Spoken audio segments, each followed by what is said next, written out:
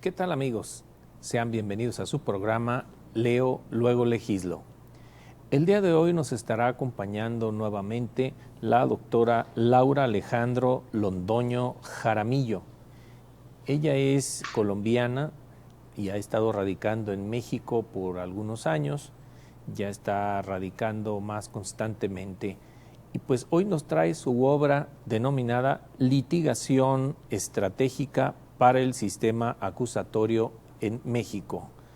Y pues como ya es conocida aquí en el programa, omitimos alguna de sus presentaciones, solamente podríamos afirmar que ha sido muy importante la participación en el nuevo sistema penal acusatorio con Colombia, que ha estado más adelantado, pues ella ha venido aquí a México a aportar algunas ideas que ha plasmado en estas obras. Doctora, ¿cómo está? Buenas tardes. Bernardino, un abrazo gigante, fraterno, hasta esta bella tierra, Jalisco, de verdad, muchísimas gracias. Leo, luego legislo, un público muy especial, muy querido, que es la segunda vez que me abren las puertas, Bernardino, aquí a tus órdenes, para Muchas hablar gracias. precisamente de este libro. En anterior oportunidad habíamos hablado del manual práctico de los testigos, también de la casa editorial Anaya, y ahorita vamos a hablar de litigación estratégica para el sistema acusatorio en México. Muchas gracias, doctora, por su participación. Pues un libro interesante que parte de un capítulo denominado La Reforma de Procuración y Administración de Justicia para México. ¿Qué tan importante ha sido esta reforma a la luz de lo que usted ya vivió en Colombia? Es una excelente pregunta. Definitivamente la reforma, tanto para México como para Colombia, para los demás países de la región, yo te podría decir, Bernardino, que es lo mejor que nos ha podido suceder, definitivamente. Veníamos todos estos países de un sistema de corte inquisitivo o tradicional. Y cuando uno dice inquisitivo o tradicional, se imagina la Edad Media. Eso pasó, pero heredamos un sistema mixto, con una marcada tendencia y sesgo por características de ese sistema escrito, secreto, oculto, con la averiguación previa, voluminosa. Hoy en día siguen existiendo registros en el contexto de una carpeta, pero hablamos de un sistema más garantista, con una secuencia de audiencias para México particularmente en el entendido de 3 etapas, donde los abogados debemos estar capacitados en un tema o esquema de competencias diverso a lo que estábamos acostumbrados. Y eso es muy importante poderlo examinar, incluso desde la licenciatura, maestrías, doctorados. México ha ido avanzando de manera importantísima en este rubro. ¿Qué tan importante es que haya surgido este sistema penal acusatorio en América Latina? ¿Ha abonado, ahora que estamos platicando sobre los problemas que se están dando, por ejemplo, en Colombia, con estas manifestaciones, y pues también en algunas manifestaciones que se han dado en América Latina, por ejemplo, en México el tema de desaparecidos, la reforma del sistema penal acusatorio empuja de alguna manera hacia una justicia más accesible? Es una excelente pregunta, Bernardino. Fíjate que el sistema acusatorio como tal genera un planteamiento muy garantista. Y si nos ubicamos, por ejemplo, en el artículo 20 constitucional para México, y déjame decirte que México, a mi criterio, salvo mejor opinión en contrario, tiene la mejor reforma constitucional para dar vida a este sistema acusatorio adversarial. Colombia solamente reformó 2 artículos, sobre todo uno, Fiscalía General de la Nación. Chile reformó un artículo, Panamá en principio introdujo reforma legal para dar vida a un sistema acusatorio, pero no había trabajado con anterioridad la reforma constitucional. México en el artículo 20 establece un catálogo de derechos y garantías en el 20, muy amplio, tanto para el inculpado como para la víctima. Pero sin embargo, eso forma parte del deber ser, Bernardino, y todavía seguimos construyendo. Creo que hay áreas de oportunidad. El tema de la investigación sigue sigue siendo, y discúlpame la expresión un poco coloquial, lo hago con el debido respeto, me parece que la investigación sigue siendo el foco del sistema. Ese problema de los desaparecidos, el tema de búsqueda, el tema de las víctimas, el tema de los feminicidios, de nada sirve subirle a un delito la pena mínima y la pena máxima cuando todavía hay situaciones muy graves en el tema de investigación, no porque los ministerios públicos no quieren investigar. Entre otras cosas, las capacitaciones son buenas para ellos, pero creo que a nivel institucional y de tecnología hay que darles más herramientas, primero. Y segundo, creo que la política criminal no se debe solamente focalizar en el rubro, eje o esquema de persecución, investigación o esclarecimiento de hechos, que es lo que estamos viendo. Entonces, cuando termina el proceso penal, estamos todos traumados y frustrados.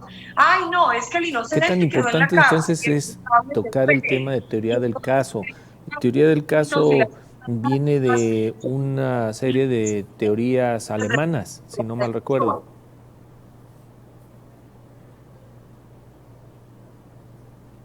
Sí, doctora. ¿Sí me escucha? Te escucho, adelante, dime. Le preguntaba, el tema de teoría del caso proviene de una serie de teorías alemanas. Bueno, cuando hablamos de teoría del caso hay que distinguir dos situaciones. Una, la teoría del caso en sí, y otra, la teoría del delito. La teoría del delito en América Latina tiene una marcada tendencia, una influencia de lo que se ha venido presentando en Alemania. Esa teoría del delito tiene para nosotros en América Latina, incluido México, una proximidad con Europa continental y un cierto aproximarse o aproximación a lo que es Alemania. La teoría del caso, por ejemplo, y que es uno de los aspectos que toco de manera reiterada en este libro, precisamente de litigación estratégica, en uno de los capítulos, es un tema más del sistema norteamericano y anglosajón. Se ha venido trabajando también en Europa continental, pero realmente lo que ha venido sucediendo en América Latina para incorporar este sistema acusatorio y adversarial tiene una proximidad en lo que es teoría del caso con el sistema norteamericano y anglosajón. Pero aclaro, no quiere decir que el sistema acusatorio mexicano sea una copia del sistema norteamericano. Tenemos una mixtura, Bernardino, tenemos una mixtura, tenemos una cierta proximidad con Europa continental, teoría del delito, el tema de los derechos humanos y fundamentales, muy bien, bloque de constitucionalidad, convencionalidad. Y cuando hablamos de teoría del caso, que es un tema un tanto técnico, que no está en el Código Nacional de Procedimientos Penales, ni está precisamente en la reforma constitucional, he de decirte que es más un tema del sistema norteamericano traído por los chilenos en Sudamérica. Los chilenos fueron prácticamente los pioneros del sistema acusatorio y adversarial. Recuerdo a unos autores chilenos muy buenos, Beitelman y Mauricio Dus, de una universidad precisamente chilena. Ellos empezaron con esta ola del sistema acusatorio, fueron un apoyo fundamental en Sudamérica y esto prácticamente empezó como una oleada hasta llegar a México. De ahí viene la teoría del caso. Muy bien, doctora, pues tanta flexibilidad hace entonces pensar que también incorporan algunas técnicas norteamericanas en el tema de oralidad, ¿verdad? Es correcto, Bernardino. Hay algunas cuestiones de litigación al mejor estilo norteamericano. Ojo, porque no nos podemos desviar de lo que es el proceso desde el punto de vista sustantivo. Es decir, las normas procesales en términos del Código Nacional de Procedimientos Penales, yo podría decir que es de dos tipos. Hay normas procesales de efectos sustantivos que tocan con derechos humanos y fundamentales. Por ejemplo, aquí tengo el Código Nacional de Procedimientos Penales. En los primeros artículos encontramos normas como por ejemplo el título segundo, capítulo primero, principios del procedimiento. Imagínate de total importancia el artículo 12, principio de juicio previo y debido proceso. Artículo 13, principio de presunción de inocencia. Muy bien, el principio de prohibición de doble enjuiciamiento en el artículo 14. Encontramos normas de efectos sustantivos o sustanciales. Son normas que impactan en derechos humanos y fundamentales. Es como prácticamente ampliar o traer a colación y materializar en esta norma adjetiva lo que se ha establecido en la reforma constitucional para el año 2008. Pero también tenemos normas de efectos procesales, de mero trámite, de impulso procesal. Y pues hay algunas instituciones, como por ejemplo el testigo hostil, la forma de interrogar, contrainterrogar, que tiene una cierta proximidad con esa técnica norteamericana, en efecto, como lo has mencionado, Bernardino. Muy bien, doctora, si gusta vamos a un corte y regresamos para platicar de lo que es el sistema acusatorio y todas sus etapas procesales. Regresamos. Muchísimas gracias. En un momento aquí de nuevo. Gracias. Regresamos, gracias.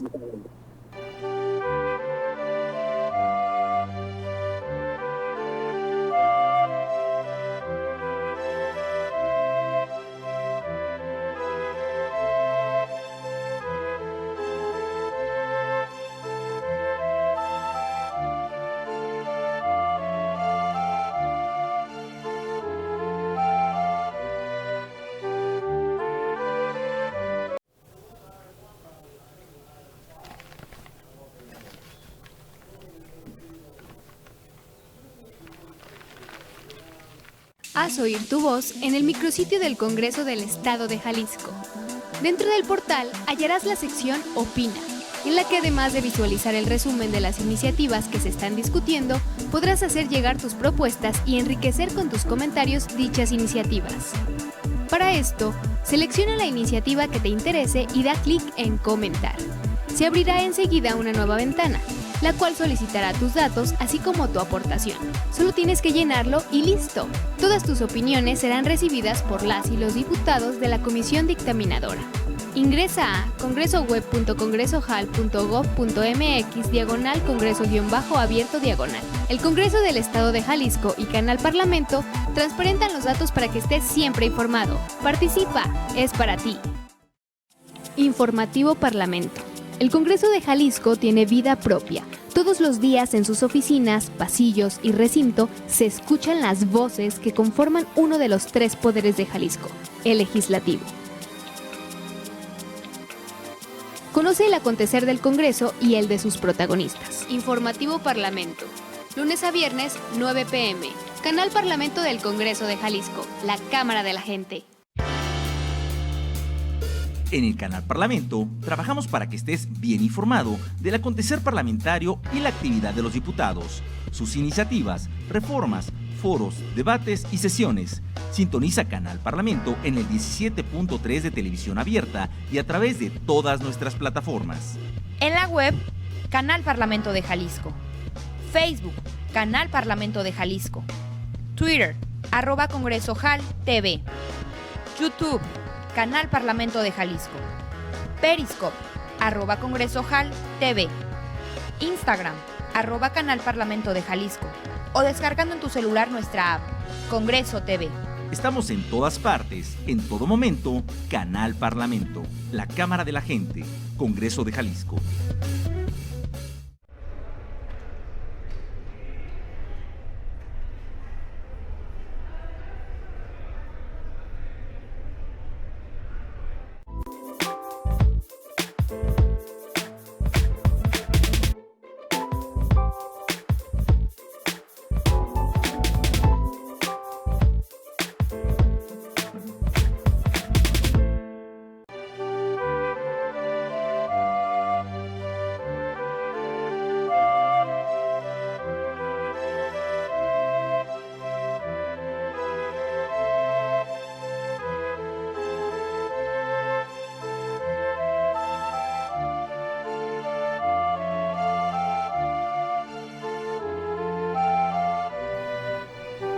Regresamos a su programa Leo, luego legislo. Les recuerdo que estamos con la doctora Laura Alejandra Londoño Jaramillo con su obra Litigación Estratégica para el Sistema Acusatorio en México, de Editorial Anaya. Y estábamos platicando con ella sobre lo que ha sido este nuevo sistema penal acusatorio en México, cómo de alguna manera ha estado presente en América Latina y que en Chile de alguna manera pues fueron estos personajes que hizo mención, pues que han iniciado con esta travesía de cambiar el sistema penal en América Latina. ¿No es así, doctora?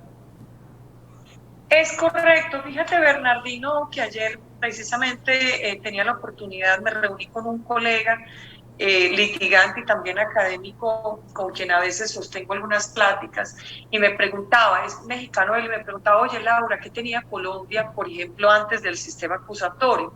Y yo le dije que pues por la misma situación que Colombia ha atravesado de cárteles, guerrillas, autodefensas, es decir, hemos tenido una situación de violencia muy sui generis en el contexto latinoamericano, pues Colombia tuvo que desarrollar instrumentos y herramientas de persecución bastante sui generis también. Y he de decirte que el sistema acusatorio en Colombia entró en el año 2005 y no me vas a creer que hasta el año 2004 aproximadamente Colombia tuvo fiscalías y juzgados prácticamente sin rostro. Entonces una persona estaba en un cubículo de 2x2 encerrada, prácticamente con 4 muros, y no sabía desde afuera quién le hablaba en un eco, si un hombre, una mujer, un marciano, y le hacían preguntas, y esto era llamado indagatoria. Y México pues también ha tenido algunas otras figuras, sesgos de un sistema inquisitivo. Creo que es lo mejor que le ha ocurrido a América Latina. Claro, hay áreas de oportunidad, definitivamente. Todavía los operadores siguen cometiendo algunos errores. Creo que se puede mejorar, creo que se puede avanzar y seguir construyendo. Pero creo que sí hemos mejorado. En comparación de lo que había antes, es indiscutible. Fíjese, doctora, que me llama mucho la atención y hago un paréntesis de su obra para hacer una pregunta tan importante.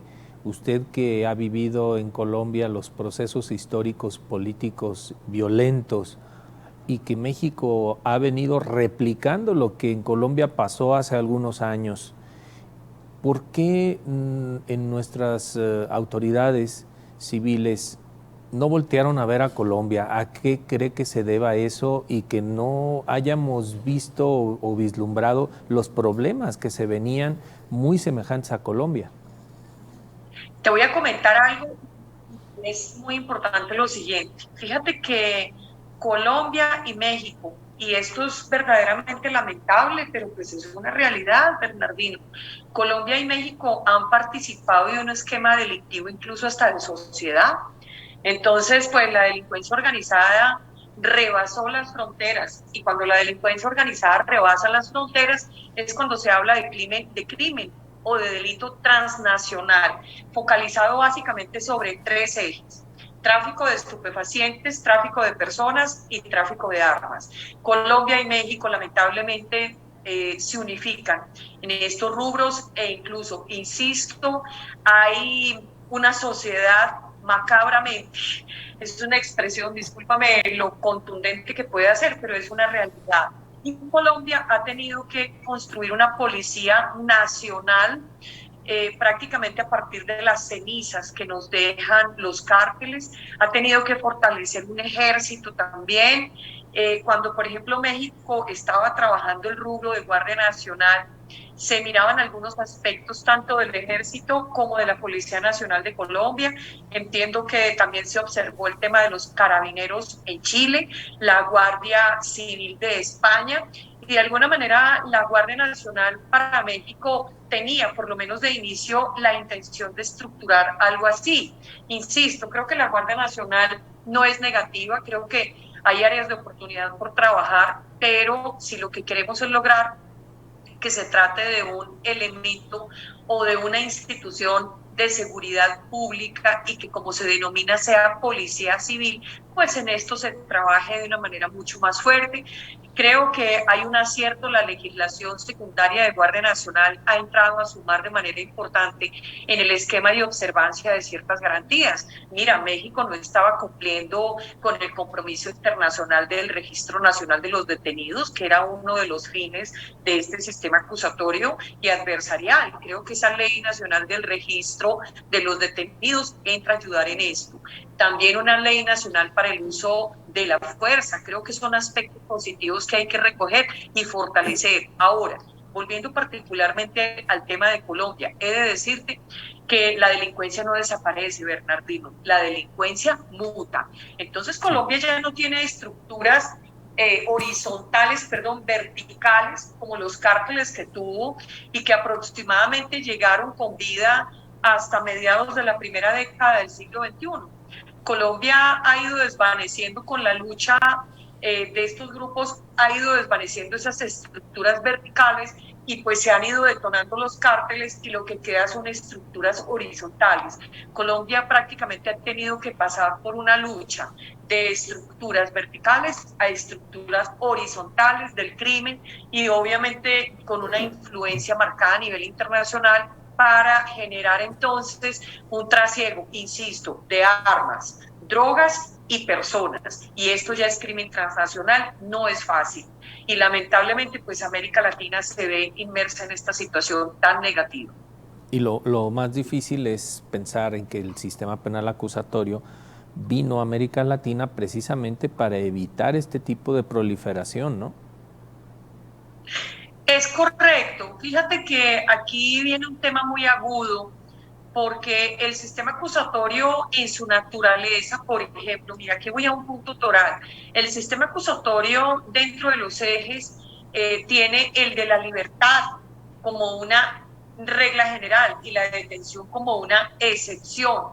Pero los estados, y esto incluyo Colombia, incluyo México, ante la imposibilidad de prevenir el crimen, ante la imposibilidad o deficiencias en materia de investigación para dar resultados certeros, pues entonces ha optado por generar cuestiones como la prisión preventiva oficiosa.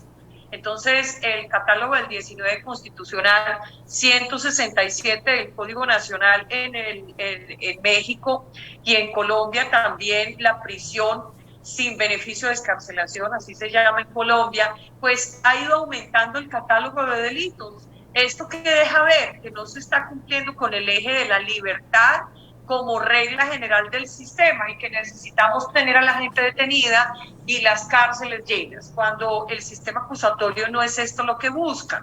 Pero pues lamentablemente se ha ido distorsionando y ha ido llegando a ese punto.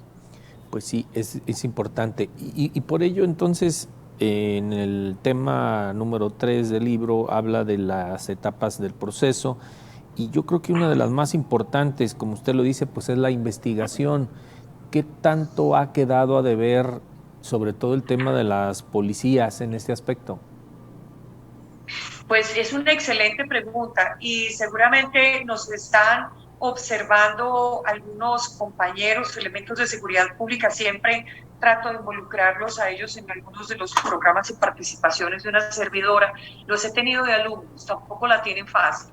He impartido cursos con policía municipal, mandos estatales, y pues no la tiene fácil. El tema de policías no es fácil, enfrentan una problemática muy difícil porque si estamos enviando 2, 3, 4, 5 elementos, que a nivel federal esto es Guardia Nacional, a nivel estatal, a nivel municipal y en la Ciudad de México incluye Policía Bancaria, para que en ejercicio de la función preventiva entonces realicen o funjan como primer respondiente. Es muy complicado porque no están pudiendo realizar la función de la mejor manera.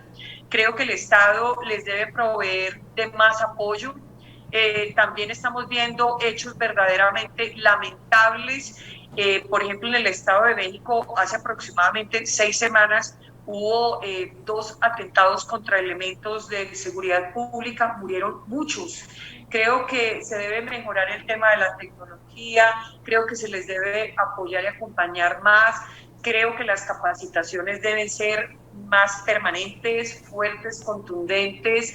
Creo que se debe trabajar con ellos muy bien en el tema de legislación secundaria de Guardia Nacional, porque al término del día esto de la ley del registro nacional, la ley del uso de la fuerza no es solamente para Guardia Nacional, esto es para todos los elementos de seguridad pública, el poder racionalizar el uso de la fuerza. Se reclama mucho de las autoridades el ejercicio excesivo del uso de la fuerza contra particulares. Claro.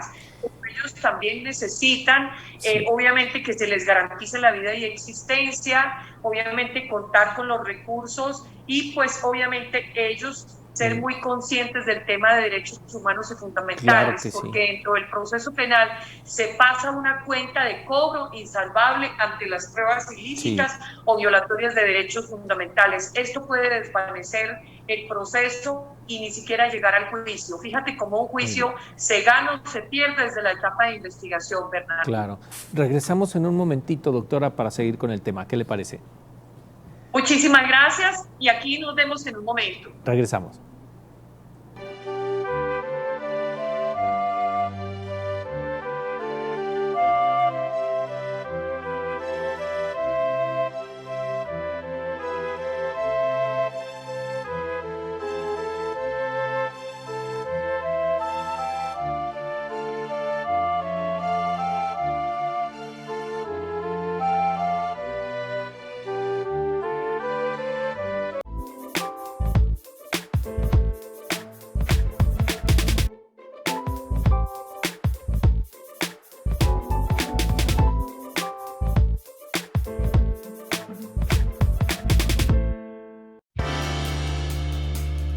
En el Canal Parlamento, trabajamos para que estés bien informado del acontecer parlamentario y la actividad de los diputados, sus iniciativas, reformas, foros, debates y sesiones. Sintoniza Canal Parlamento en el 17.3 de televisión abierta y a través de todas nuestras plataformas.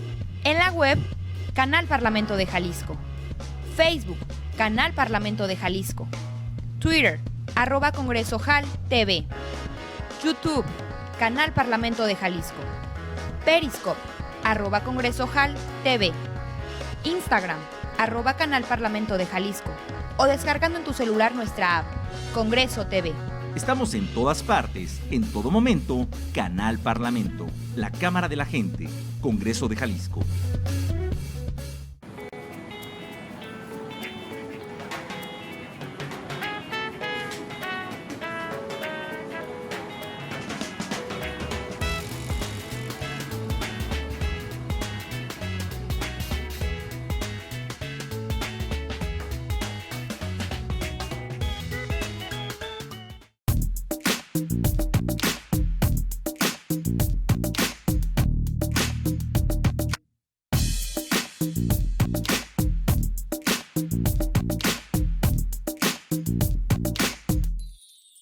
Sigue de cerca la actividad legislativa de Jalisco.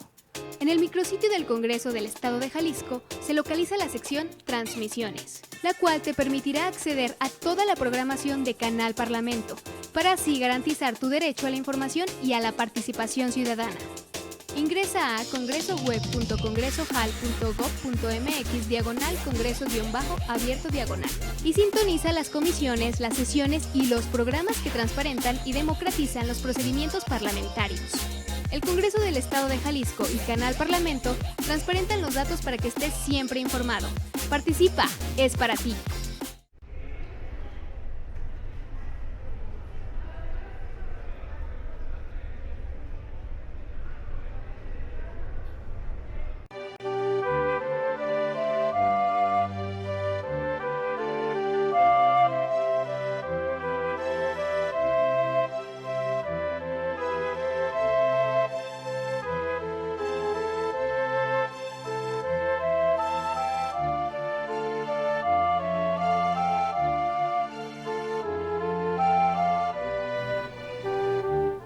Regresamos a su programa Leo, luego legislo.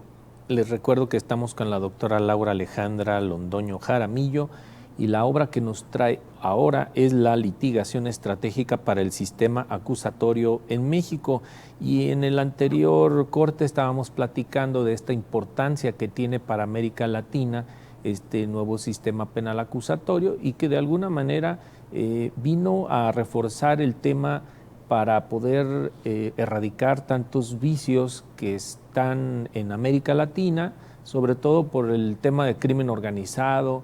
Y la doctora nos comentaba pues cómo ha sido tan difícil el proceso que ha sufrido Colombia, ¿verdad, doctora? Sí, es correcto. Fíjate que Colombia tuvo cárteles, guerrillas al tiempo prácticamente, o sea, imagínate. Pero adicional, en los años 80 surgen las Autodefensas Unidas de Colombia como un ente armado al margen de la ley para tratar de contrarrestar la guerrilla ante la marcada ausencia del Estado. Entonces, pues esto para Colombia ha implicado un esquema de violencia muy fuerte. De hecho, las guerrillas colombianas son las más legendarias, creo que de América Latina. Desde antes del siglo XX, imagínate, finales del siglo XIX, había un bipartidismo muy marcado. Y después de la muerte de Jorge Eliezer Gaitán, un líder político muy importante para Colombia de un corte socialista ideológico, creo que fue en el año 1948, 9 de abril, si mal no estoy, se llamó el Bogotazo. Prácticamente esto marca para Colombia el inicio de unas guerrillas. Al principio fueron ideológicas, en la década de los 70, 80, estas guerrillas ideológicas se convirtieron en unas guerrillas armadas, con fines económicos o de lucro. Entonces esto complicó el panorama, luego las autodefensas, luego los cárteles. Colombia ha tenido que enfrentar pues diversos esquemas de inseguridad y de grupos. No ha sido nada fácil. Doctora, y regresando otra vez con el tema de la investigación y las etapas de este nuevo sistema penal acusatorio, usted habla pues obviamente de las etapas del proceso. ¿Cuál es la etapa que más difícil se le hace a un juzgador ahora en México con relación a este nuevo sistema y el tema de primer respondiente? Pues fíjate, Bernardino, que la pregunta es bien interesante y te voy a decir por qué. Porque es que cada etapa tiene unas características muy especiales. Yo te voy a decir, si tú me dijeras a mí, Laura, ¿cuál puede ser la etapa más emocionante para ti litigar? Yo te voy a decir de una vez, por el juicio, porque me encanta contrainterrogar, me encanta contrastar, me encanta la adrenalina y la energía de pedirle al juez que le quite mérito a una testimonial donde hemos podido establecer mentiras, etcétera. Pero las etapas anteriores pues tienen obviamente un plus muy importante. Mira, la etapa de investigación son los cimientos. En la etapa de investigación encontramos dos fases. La inicial, donde se integra la carpeta de investigación, donde se realizan una serie de actos para preparar el control de legalidad, la formulación de imputación, pero sobre todo la vinculación, que es un control material para determinar si sigue o no la acción penal. En la etapa de investigación es muy delicado el tema de analizar la restricción de derechos humanos y fundamentales. México desde el año 2011 cuenta con la reforma del artículo 1 constitucional, derechos humanos en vez de garantías individuales, y esto implica tanto las autoridades administrativas como las autoridades en procuración e impartición de justicia. Y el integrar una carpeta de investigación no es solamente llenar legajos, colocar información en actas, formatos y registros para lograr datos de prueba. Hay que ser muy responsable. Entonces encontramos en el Código Nacional de Procedimientos Penales actos de investigación que requieren de una autorización de un juez de control, otros no. Imagínate lo delicado de un cateo. Es decir, México ha dado un paso importante. El sistema acusatorio establece el esclarecimiento de hechos, no la búsqueda de la verdad real a ultranza, con violación de derechos humanos. Entonces, el Ministerio Público no la tiene fácil. Venimos de muy malas prácticas de un sistema tradicional donde la información se conseguía a cualquier costo. Hoy no. Hoy día la información se consigue sí, pero respetando derechos humanos y fundamentales. Esos son los cimientos del proceso. Y vámonos a la etapa intermedia. La etapa intermedia es donde revisamos qué hizo el Ministerio Público, cómo lo hizo, también qué hizo la defensa y cómo van a ir entonces a la etapa de juicio. La etapa intermedia es una etapa muy técnica donde hay diversos filtros fácticos, jurídicos, probatorios. Vamos a revisar, por ejemplo, la acumulación, separación de procesos, el tema de revisar si hay estipulaciones probatorias. Y yo me atrevería a decir, salvo mejor opinión en contrario, que lo más delicado que sucede es el filtro probatorio. Ahí es donde se revisa el tema de pruebas ilícitas, pruebas ilegales, de dónde salió determinada información, en qué condiciones vamos a llegar al juicio. Entonces, Bernardino, cada una de las 3 etapas prácticamente corresponde a algo muy especial que requiere de un análisis muy, muy detallado. Doctora, y en el tema de servicios periciales en México, a diferencia de Colombia, ¿cuál cree que sea la más difícil de las aportaciones periciales al proceso penal acusatorio? Es una interesante pregunta y a mí me gusta mucho trabajar el tema de periciales porque, mira, las periciales aportan a los jueces. Es decir, cuando el perito va al juicio y da sus explicaciones y a través de él incorporamos el dictamen pericial, hay un aporte en grado de probabilidad muy alta. A veces la gente cree que el perito debe hablar en grado de certeza. No, la certeza es el argumento contundente del órgano acusador, del órgano técnico, el Ministerio Público verificando en grado de certeza más allá de toda duda razonable. Carga de la prueba, artículo 130. El perito no está para certezas. Hay márgenes de error porque la ciencia no es exacta. El perito hace un aporte en altos grados de probabilidad y eso ya debe ser ganancia, tanto para el Ministerio Público en el esquema de argumentación de su teoría del caso, como en el caso de la defensa.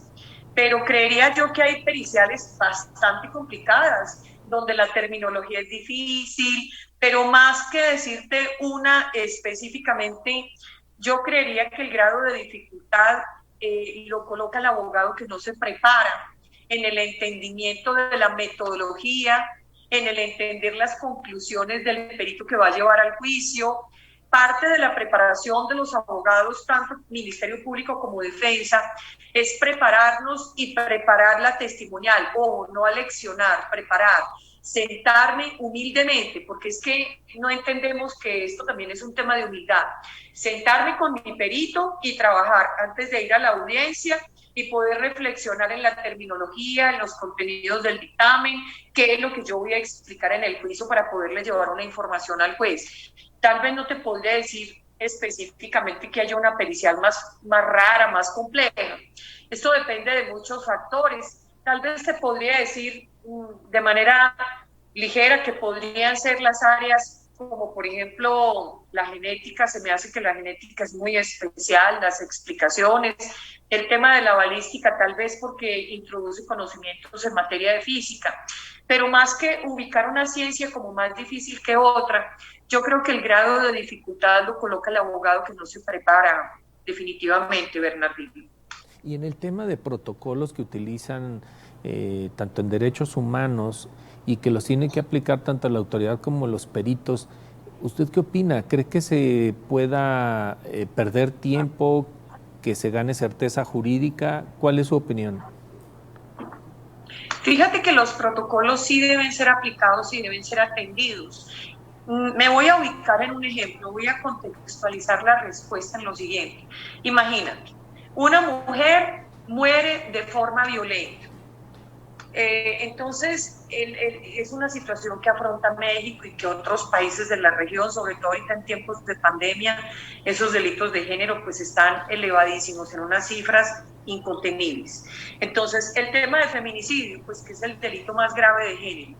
Entonces, si hay un descuido en la integración de la carpeta y si se empieza a integrar con la línea de investigación de homicidio, dejando de lado y descartando o por desconocimiento, descuido o de manera intencional, digo, puede suceder todo. Es decir, El tema de la investigación en la línea de feminicidio, el feminicidio como tal establece el observar protocolos, el observar ciertas reglas, es decir, no es lo mismo investigar el homicidio, incluso con circunstancias especiales calificativas, a investigar en sí el feminicidio. Esto marca un sesgo desde el punto de vista técnico, científico, pericial. Y si perdemos de hacer una investigación desde el inicio con ese trazo, con la observancia de esos protocolos, de esas reglas, puede ser que se corra el riesgo de que haya información que ya más adelante no podamos recuperar. Entonces, sí, creo que la Procuración, el Ministerio Público, los peritos deben ser muy responsables en observar los protocolos y en trabajar en las líneas de investigación, haciendo uso de esas herramientas, de esos instrumentos técnicos. Doctora, pues una obra bastante interesante que llama a que la lean todos aquellos investigadores, aquellos que utilizan, todo el sistema penal acusatorio, jueces, peritos, etcétera. ¿Alguna recomendación para quienes vayan a leer la obra? Muchísimas gracias. Fíjate que este librito, que pareciera así como tan pequeñito, yo le digo, Nacho lee de litigio.